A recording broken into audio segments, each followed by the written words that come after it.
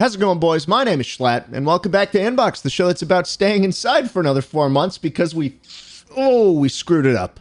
We screwed it up. We were so close, right? We were so close to having this thing under control, and now it's back. All the infection rates again. We just couldn't figure it out. You know, everybody else seemed to get the gist, but no, the states. What are we doing? Anyways, I figure we'll start Inbox off with a pretty easy question, then we'll get into the nitty gritty. Here we go. Hey Schlatt, what's up? I hope you're doing well at this time. I don't mean to dump my issues on you, but I need to make a decision soon, and I could use any help I can get. I'm sure you won't see this or respond. Okay.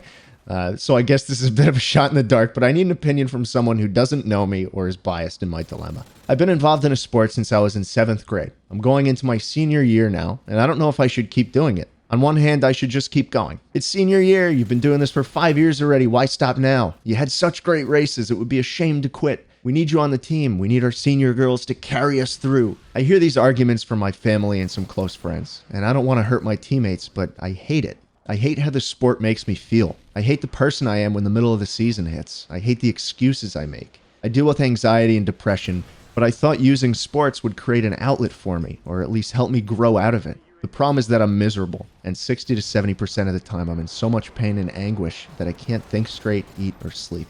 I know it's unhealthy to keep doing this, but the people I train with are all passionate about the sport, and so I feel like I need to put in all the work I can as to not let them down. Now that I'm a captain, I have more responsibilities to not just the varsity training group that I'm in, but the rest of the JV girls. I'm just not sure I could keep doing this. So I guess my question is, should I quit or just deal with it for one last year?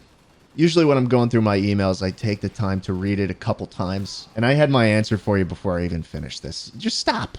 This is a classic, I mean, from where I'm standing, this sounds like a classic sunk cost fallacy, which is usually a term that applies to college kids as they, keep going towards a degree that's expensive and is putting them in so much debt. But, they already put so much money in and so much time, so they might as well just keep going, keep going to something that doesn't really make sense to keep doing.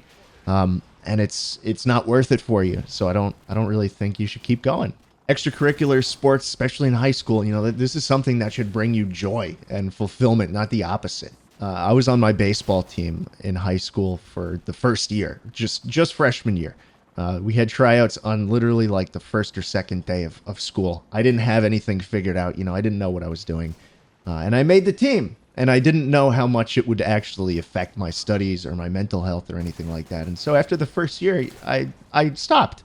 I let the coaches know, I had a good time. I'm glad I did it, but I'm not going to be doing it again next year. And they understood, Of course, I got shit from my friends all throughout high school that I quit the team, that I just pussied out and all that shit, but I didn't, right? In my words, I retired from the team. I did my time and I got out, and there was nothing wrong with that. I knew I wasn't going to do it for a living. I knew I wasn't going to get any scholarship money for it for college.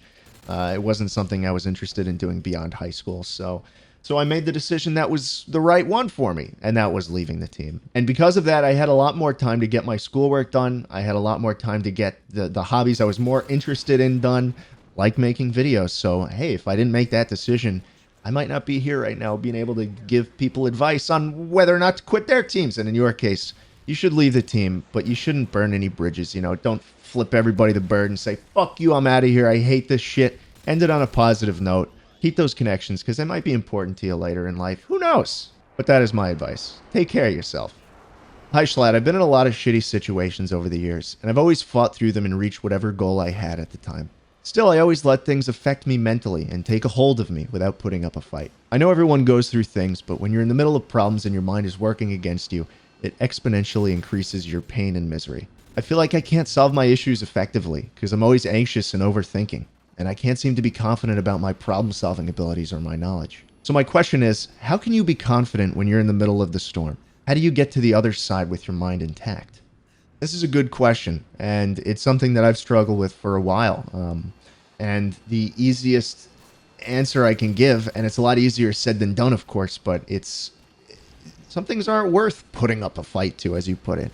You got to focus on what you can change in your situation, and that's what you should be changing. The other stuff is meaningless, right? If you spend all your time worrying about something that you are completely out of control of, then you're literally just wasting your time. This is a bit of a morbid example that I'm going to give, but I think it'll help you see what I'm getting at. So when my uncle was dying of cancer, some 8 years ago at this point, my dad was going through it. It was his brother, and he was way too young to be going through shit like this, and he was rightfully destroyed over it. But he said to me, he can't worry about what's going to happen next because it's not something that he can control. And so he focused on what he could do. And what he could do was being there for my uncle and taking care of him through the whole thing and just being a good brother. He didn't get to control what the cancer did. And so as hard as it was to reconcile that, he tried not to let it get to him. And, again, it's one of those things that it's so much easier said than it is done. But, it's something you got to try. Spend some time thinking about what situations you're in. Identify the stuff that you can fix, that you can make a positive change on, and try your best to do it. And that's all you can do. And at the end of the day, you can look back and say, I false sent it, Hope that helps, and I hope you guys are doing well in these trying times. I'm hoping I have more inbox for you guys soon. I'm hoping I have a lot more stuff for you soon. We'll just have to wait and see on that. So until then, I'll see you boys later. Peace.